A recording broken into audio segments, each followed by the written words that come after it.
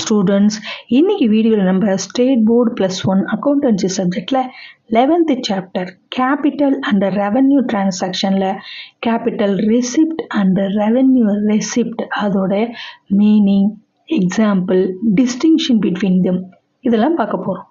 நான் உங்கள் ஹோஸ்ட். வாங்க இப்போ வீடியோக்குள்ளே போகலாம். கேபிட்டல் ரெசிப்ட் அப்படின்னா என்ன?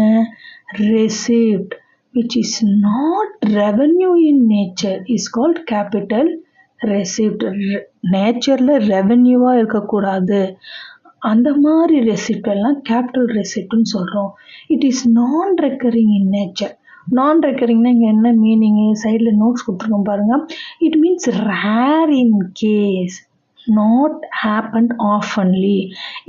இப்போ ஸ்டார்டிங்கில் தான் கேபிட்டல் எக்ஸ்பென்சஸாக இருக்கட்டும், அதே மாதிரி இன்கமாக இருக்கட்டும், வந்து ரேர் கேஸ், அடிக்கடி மந்த்லி டெய்லி அந்த மாதிரிலாம் இன்கம் வராது. ஆஃபன்லி எப்போயாவது ஒரு தடவை வரும் அப்படின்ற meaning. The amount received is normally substantial. சப்ஸ்டான்ஷியல்னா what is the meaning? Large level, huge level. வரும்போது ரிசிப்ட் அதிகமான அளவு தான் வரும். It's shown on the liability side of the balance sheet. இப்போ ஃபைனல் அக்கௌண்ட்ஸ் பார்க்க போகிறோம் இல்லையா நெக்ஸ்ட் சாப்டரில், அதில் liability சைடு தான் இதை அப்ளை பண்ணணும். இதுக்கு என்னென்ன எக்ஸாம்பிள்னு பார்க்கலாம். கேபிட்டல் ரெசிப்ட்டுக்கு proceeds from issue of shares and debentures.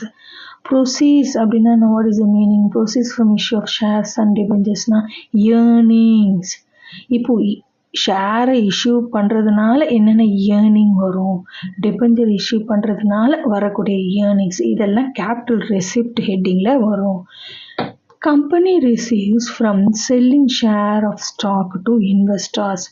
இப்போ பெரிய பெரிய ஜாயின்ட் ஸ்டாக் கம்பெனிலாம் அவங்களுடைய பங்குகளை, ஷேர்ஸ்ன்னு சொல்கிறல, ஜாயின்ட் ஸ்டாக் கம்பெனியோடைய ஷேர்ஸை சேல்ஸ் பண்ணுவாங்க இன்வெஸ்டர்ஸ்க்கு. யாரெல்லாம் இப்போ ஷேர் ஹோல்டர்ஸ் நம்மளை மாதிரி, இல்லை வேறு யாராவது கம்பெனியோ, இந்த கம்பெனிலேருந்து ஷேர்ஸ் வாங்கினா அவங்களுடைய ப்ராஃபிட் இன்க்ரீஸ் ஆகும்போது டிவிடெண்ட் கிடைக்கும்.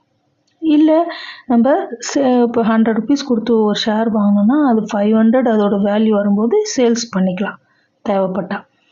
அப்படி இல்லைன்னா டிவிடெண்ட் வாங்கிட்டு இருக்கலாம். ஸோ இந்த மாதிரி சுச்சுவேஷனில் இந்த வரக்கூடிய இன்கம் இருக்குல்ல, அந்த ஷேர்ஸை சேல் பண்ணுறாங்க இல்லையா இன்வெஸ்டர்ஸ்க்கு, அந்த இன்கம்மை தான் கேபிட்டல் ரெசிப்ட்னு சொல்கிறோம். இப்போ டிபெஞ்சர்ஸ்னால் என்ன? Debentures are a type of bond or டெப்ட் இன்ஸ்ட்ருமெண்ட். கடனீட்டு பத்திரம் அப்படின்னு சொல்லுவோம் டிபெஞ்சர்ஸுக்கு. அதை இஷ்யூ பண்ணும்போதும் ரெசிப்ட் வருது இல்லையா, அது capital receipt. Company often issue debentures to raise capital. இப்போ வந்து இப்போ டிபெஞ்சர்ஸ் இஷ்யூ பண்ணுறதுனால கேபிட்டல் இன்க்ரீஸ் ஆகுது. கடனீட்டு பத்திரத்தை கொடுத்து சேல்ஸ் பண்ணும்போது அதில் வரக்கூடிய இன்கம் வந்து அந்த கம்பெனியோடைய கேபிட்டலை முதலீடு ரேஸ் பண்ணுறதுக்கு உதவுது. அதே மாதிரி sale of debentures is a capital ரெசிப்ட்னு சொல்கிறோம். எப்படி ஷேர்ஸை சேல்ஸ் பண்ணும்போது வரக்கூடிய இன்கமும், அதே மாதிரி டிபெஞ்சர்ஸை சேல்ஸ் பண்ணக்கூடிய போது வரக்கூடிய இன்கமும் கேபிட்டல் ரெசிப்டில் வரும். Then long term loan raised from bank and other financial institution. இப்போ லாங் டேர்ம் லோன்னா ஒரு அபோவ் 1 year 2 year 5 yearsக்கு இல்லை அதுக்கு மேலேயோ லோன் வாங்கினா லாங் டேர்ம் லோனாக தான் பேங்க்லேருந்து வாங்குறாங்க. இல்லைன்னா ஃபினான்ஷியல் இன்ஸ்டிடியூஷன்லேருந்து வாங்குறாங்க. என்ன பர்பஸ்க்காக வாங்குவாங்க? ஒரு பிஸ்னஸோடைய டெவலப்மெண்ட்டுக்காக. ஸோ இதெல்லாம் வந்து ஒரு கேபிட்டல் ரெசிப்டோட example. Then third point proceeds of sale of fixed assets. Earnings, ப்ரொசீட்ஸ்னால் என்ன சொல்லுவோம்? ஏர்னிங்ஸ். ஒரு ஃபிக்ஸட் அசட்டை சேல் பண்ணும்போது என்ன வருமானம்? இப்போ ஃபிக்ஸட் அசட்னா எக்ஸாம்பிள் லேண்டாக இருக்கலாம், பில்டிங்கு, மெஷினரி, எக்யூப்மெண்ட்ஸ், இதெல்லாம் ஃபிக்ஸ்ட் அசட்ஸு. இப்போ proceeds means what is that? Cash received from sale of these fixed assets. In case அவங்க வந்து ஒரு சுச்சுவேஷனில் அந்த லேண்டையோ வாங்கி வச்சு பிஸ்னஸில் வாங்கி வச்சுக்க லேண்டையோ பில்டிங்கோ சேல்ஸ் பண்ணும்போது வரக்கூடிய இன்கம்மை கேபிட்டல் ரெசிப்ட்னு சொல்கிறோம். Then proceeds of sale of long-term investment. இப்போ லாங் டேர்ம் ஃபிக்ஸ்ட் அசெட்ஸ் சொல்லிட்டோம். லாங் டேர்ம் இன்வெஸ்ட்மெண்ட்னா என்னன்னு பாருங்கள். Gain on sale of long term investment. இப்போ லாங்னாலே நான் அபோவ் 5 இயர்ஸ் 6 இயர்ஸ் 10 இயர்ஸ் அந்த மாதிரி. இதுக்கெல்லாம் இந்த மாதிரி investment example shares, stock, bonds, share of a company, இதெல்லாம் தான் வந்து லாங் டேர்ம் இன்வெஸ்ட்மெண்ட்டுன்னு சொல்கிறோம். இதை இப்போ ஷேர்ஸை சேல்ஸ் பண்ணும்போது, ஸ்டாக்கை சேல்ஸ் பண்ணும்போது இதெல்லாம் வந்து வரக்கூடிய இன்கம்மை தான் இல்லை கெயினை கேபிட்டல் ரெசிப்ட்னு சொல்கிறோம். Then receipt of special donation. Special donation இப்போ டொனேஷன் கொடுக்குறாங்க, அதுலேயே ஸ்பெசிஃபிக் சாதாரண டொனேஷனாக இருந்தால் அது ரெவென்யூ ரெசிப்ட்டுக்கு போயிடும்.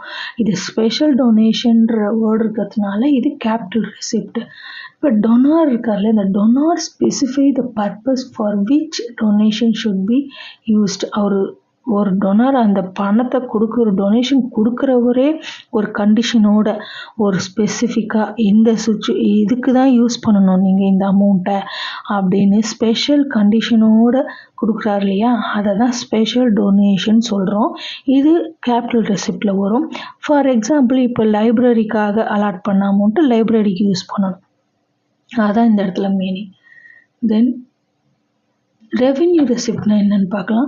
Revenue receipt, receipts which are obtained in the normal course of business are called revenue receipt. It is recurring in nature. The amount received is generally small. Capital receipt-னா substantial, large level. அதே revenue receipt-னா small level. இது நார்மலாக இப்போ day to day operation என்னென்ன income வருது ஒரு பிஸ்னஸில், அதை ரெவென்யூ ரெசிப்ட்னு சொல்கிறோம். ரெக்கரிங் இன் நேச்சர், அதே கேபிட்டல் ரெசிப்ட் வந்து non recurring in nature, rare case. இது அடிக்கடி டே டு டே இல்லை ஆப்ரேஷனில் கிடைக்கக்கூடிய இன்கம்மை ரெவென்யூ ரெசிப்ட்னு சொல்கிறோம். இப்போ பாருங்கள், உங்களுக்கு சைடில் நோட்ஸ் கொடுத்துருக்க revenue receipt day to day business operation such as சேல்ஸாக இருக்கட்டும், சர்வீஸாக இருக்கட்டும், ரெண்டல்ஸ் இன்கமாக இருக்கட்டும், இன்ட்ரெஸ்ட் ஏர்ன்டாக இருக்கட்டும், இது எல்லாமே ரெவென்யூ ரெசிப்டில் வரும். ஒரு டே டு டே பிஸ்னஸ் ஆப்ரேஷனில் என்னென்ன இன்கம் வருதோ ஜென்ரலாக டே டு டே ஆப்ரேஷனல் இன்கம்னு சொல்லலாம் ரெவென்யூ ரெசிப்ட்டுக்கு.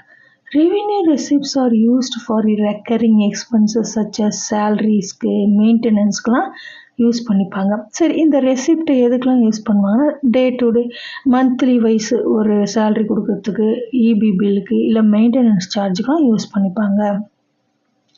அதுதான் இங்கே ரெவென்யூ ரெசிப்ட்னு சொல்கிறோம். எக்ஸாம்பிள் என்னென்ன, proceeds from sale of goods. ப்ரொசீட்ஸ்னு ஏர்னிங்ஸ். இப்போ கூட்ஸை சேல்ஸ் பண்ணுறது மூலமாக எவ்வளோ கேஷ் வருதோ அது ரெவென்யூ ரெசிப்ட். இப்போ cash received from selling goods or assets during a specific period. ஒரு அசட்டை சேல்ஸ் பண்ணும்போது இல்லை கூட்ஸை சேல்ஸ் பண்ணும்போது குறிப்பிட்ட ஸ்பெசிஃபிக் பீரியடில் கிடைக்கக்கூடிய கேஷை தான் நம்ம ப்ரொசீட்ஸ் ஃப்ரம் சேல் ஆஃப் கூட்ஸ்ன்னு சொல்கிறோம். அது ஒரு one of the revenue receipt. Then interest on investment received. இப்போ இன்வெஸ்ட்மெண்ட்னா என்ன சொல்லுவோம், ஃபிக்ஸ்டு அசட்ஸ் பேங்க்கில் டெபாசிட் பண்ணி வச்சுருப்போம், அதில் வரக்கூடிய எவ்ரி மந்த் வந்து எவ்ரி இயர் வந்து இன்ட்ரெஸ்ட் போடுவாங்க, வட்டி இல்லையா. ஸோ அதுவும் one of the revenue receipt. Then rent received.